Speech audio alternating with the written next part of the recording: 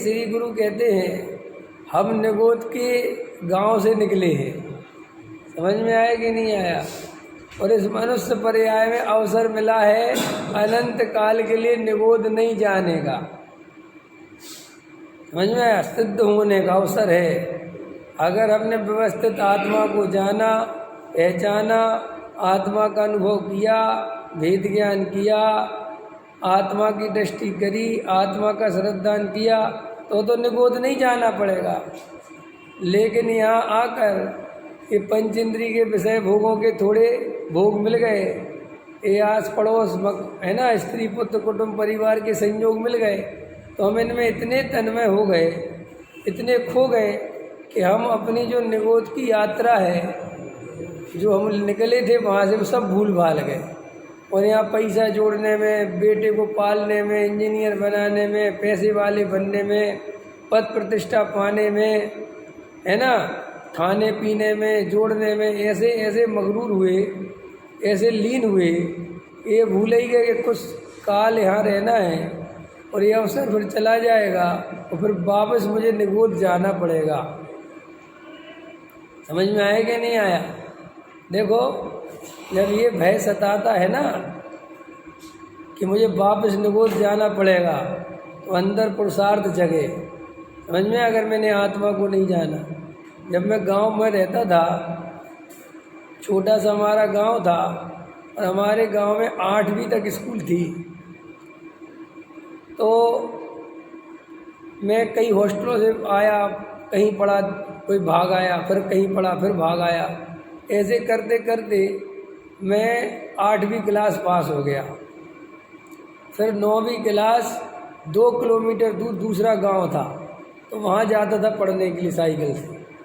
ठीक है, तो पढ़ता था, 9वीं पास हो गया, फिर 10वीं में आ गया। तो वहाँ क्या होता था गांव में उस समय कि जैसे मेरे साथ 50 बच्चे पढ़ते थे 8वीं क्लास में गांव में, पहली क्लास से कहाँ तक? 8वीं तक।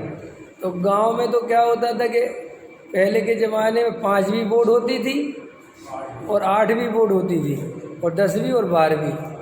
तो जो बच्चे हमारे साथ पढ़ते थे गांव के, तो उसमें से 5वीं में 10वीं फेल हो जाते थे।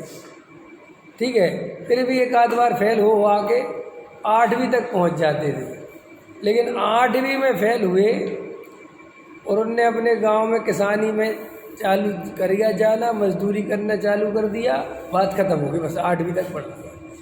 तो मेरे बाबा जब मैं 8वीं पढ़ता था तब कहते थे अगर यहाँ फेल हो गए तो बात ख़त्म हो जाएगी।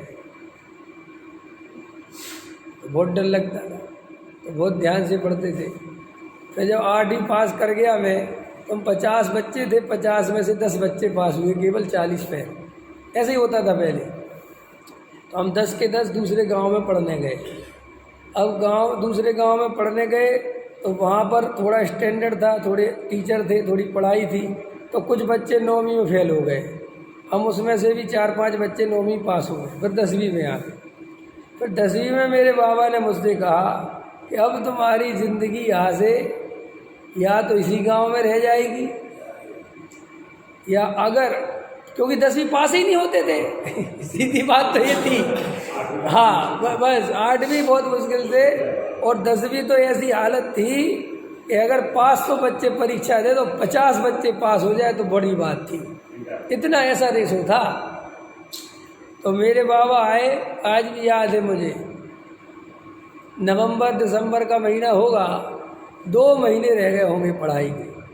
तो बाबा हमारे बहुत होशियार थे, पढ़े लिखे थे, देखते थे, लाओ क्या पढ़ते हो, देखा। हाँ, लोग ने कहा कि अगर यहाँ से टॉप क्लास पास होना, पहले तो पास होना और टॉप करना, जब तो स्कूल में एडमिशन मिलेगा शहर के, नहीं मिलेगा। और अगर फेल हो गए तो बस यही गांव को अच्छे से देख लो, जिंदगी भर यहीं रहना है। और जो तुम्हारे पिताजी करते फिर वही काम धंधे करने, और कोई उपाय नहीं है। तो ऐसा अंदर भय लगा कि अरे रे रे, तो मैं इतना पढ़ता था, समझ में आया, रात दिन पढ़ता था 10वीं क्लास में, क्योंकि ट्यूशन व्यूशन तो होती नहीं थी, कुछ और कोई मतलब ही नहीं। और वो जो दूसरा गांव था वहाँ के बच्चे तो ट्यूशन पढ़ने चले जाते थे, लेकिन हमारे पास तो कोई व्यवस्था थी नहीं, तो रात दिन पढ़ते थे। जैसे इतना पढ़ा तो एक ही भय सताता था कि अगर अपन यहाँ से नहीं निकले तो अपन यहाँ रह जाएंगे। ठीक है, फिर परीक्षा हो गई, टॉप क्लास पास हुआ, पूरे सेंटर में सबसे ज़्यादा नंबर आए थे मेरे, निकल गया। अब निकल गया तो तुम्हारे सामने हूँ, समझे। श्री गुरु कहते ऐसे ही तुम्हें ये अवसर मिला है, ये जो मनुष्य पर्याय मिली है ये बिल्कुल वैसी ही है। अगर हम यहाँ खाने पीने, भोगने, मकान बनाने, पैसा जोड़ने में, स्त्री पुत्र कुटुंब में, इनमें ही अपन ने सारा जीवन लगा दिया, तो ये मनुष्य पर्याय तो थोड़े काल की है, ज़्यादा काल की नहीं है। कितने काल की है? मुझे जो 10वीं में मेहनत करनी पड़ी पढ़ाई करने के लिए, कितने महीने करनी पड़ी? 2 महीने, और उसका फल कितना भोग रहा हूँ। समझ में आ रहा है? उदाहरण के लिए पढ़ाई कितने महीने करनी पड़ी और फल कितना भोग रहा हूँ, सब बहुत बढ़िया सुखी है। और अगर वो 2 ही महीने में मेहनत नहीं करता, उसे खेलने में लगा देता, दोस्तों के साथ घूमने में लगा देता, तो उस 2 महीने की सज़ा कितनी मिलती वो बताओ। ऐसे ये मनुष्य पर्याय कितने दिन की है? ये मनुष्य पर्याय कितने दिन की है कि भाई अब 20 बरस बचे, किसी के 10 बरस बचे, किसी के 5 बरस बचे, और हो सकता है वो भी ना बचे, वो कल ही मर जाओ। तो श्री गुरु कहते हैं अब देर मत करो, ये अवसर चूकने योग्य नहीं है, हमें कैसे भी करके आत्मा का अनुभव करना है, क्योंकि मैं आत्मा हूँ और मैं आत्मा ही रहूँगा, मैं शरीर नहीं हो सकता। और ये जो भी संयोग हैं, चाहे मेरे पुत्र हो, चाहे मेरे पत्नी हो, चाहे मेरे माँ बाप हो, भाई बहन हो, ये सब मेरे से भिन्न द्रव्य हैं और इस पर्याय संबंधी ही संयोग हैं। कुछ काल बाद ये सब छूट जाएगा, और अगर मैंने इनमें अपना एकत्व, ममत्व, कर्तृत्व, भोक्तृत्व रखा, इनमें मैंने अपनी सारी चेतना, सारा उपयोग, ये संगी पंचेंद्री पने की ताकत, ये क्षयोपशम ज्ञान, ये जो मुझे एनर्जी मिली, ताकत मिली इस पर्याय में, अगर मैंने सारी इन पर पदार्थों में खर्च कर दी, तो कुछ काल बाद ये पर्याय छूट गए। टोडामल जी क्या कह रहे हैं? कुछ काल बाद निगोद प्राप्त हो जाएगा। इतनी सजा है, इतनी खतरनाक। अच्छा, हृदय पे हाथ रख के बताओ, हमारी मौत होगी कि नहीं होगी इस पर्याय की? तो मौत होगी तो वे सब चीज़ों की मौत हो जाएगी ना जिनको तुम अपना मानते हो। आखिर इस पर्याय को छोड़ के अकेली यात्रा पे निकल जाओगे ना, और जो स्त्री पुत्र कुटुंब परिवार जिनके लिए मरे जा रहे हैं, रात दिन पागल हुए जा रहे हैं, ये कितना हमारा साथ में जाने को तैयार है। व्यवस्था है प्रकृति में, और अगर कोई साथ चला भी जाए तो कहाँ जाएगा साथ में, कैसे जाएगा? व्यवस्था कहाँ है? पत्नी तुम्हारी चिता पे लेट भी जाए तो क्या साथ में ही जाओगे क्या?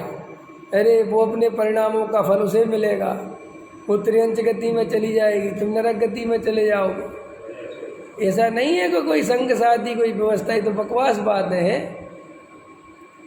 तो अंदर से विचार करो। यहाँ टोडामल जी कहते हैं यदि ये अवसर चूका तो क्या होगा।